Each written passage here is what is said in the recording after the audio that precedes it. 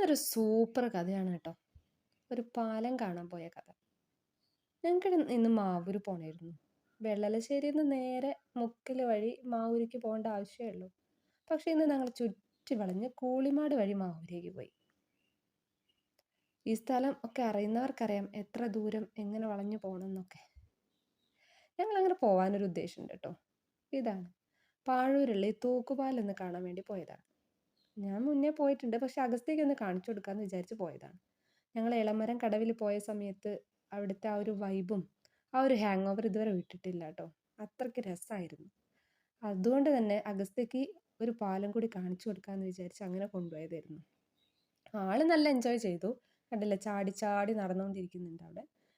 ഈ പാലം ഇങ്ങനെ ആടിക്കൊണ്ടിരിക്കുന്നുണ്ട്. അവന് ഇടയ്ക്കൊന്ന് അവൻ താഴേക്ക് ഇങ്ങനെ നോക്കിയിട്ട് അമ്മ കുഴി വാവ പേടിയാവുണ്ട് എന്നിങ്ങനെ പറയുന്നുണ്ട്. അതേപോലെ രണ്ട് സൈഡിൽ ഇങ്ങനെ എത്തി നോക്കുന്നുണ്ട് കേട്ടോ. എന്നാലും അവന് ഇഷ്ടമായിട്ടുണ്ട്. അവന് നമ്മൾക്ക് ഈ രണ്ട് സൈഡ് ഇങ്ങനെ കവർ ചെയ്തതുകൊണ്ട്, ഗ്രില്ലിട്ട് പോലുള്ളത് ഇട്ടതുകൊണ്ട് വലിയ പ്രശ്നമില്ല.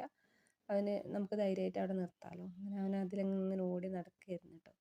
പെട്ടെന്നാണ് 4 ആൾക്കാർ, അത്യാവശ്യം വലിയ ആൾക്കാർ കേട്ടോ, ഈ അഗസ്ത്യൊക്കെ പോണ ആ വഴിയിൽ നിന്ന് ഇങ്ങോട്ട് കയറി. ഇപ്പുറത്തുനിന്ന് 2 ആൾ, ഞാനും വിജിലേട്ടനും മോനും, എല്ലാവരും കൂടി ആ പാലത്തിൻ്റെ മുകളിലേക്ക് അങ്ങനെ കയറിയപ്പം പാലം കാണാൻ പോകേണ്ട പൂതി മതിയായി.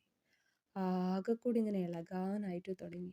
എനിക്കാണെങ്കിൽ തലയൊരു ബാലൻസ് കിട്ടാത്ത അവസ്ഥയായി. പിന്നെ ഒരു വിധത്തിലാണ് ഒരു ഭാഗത്തെത്തി.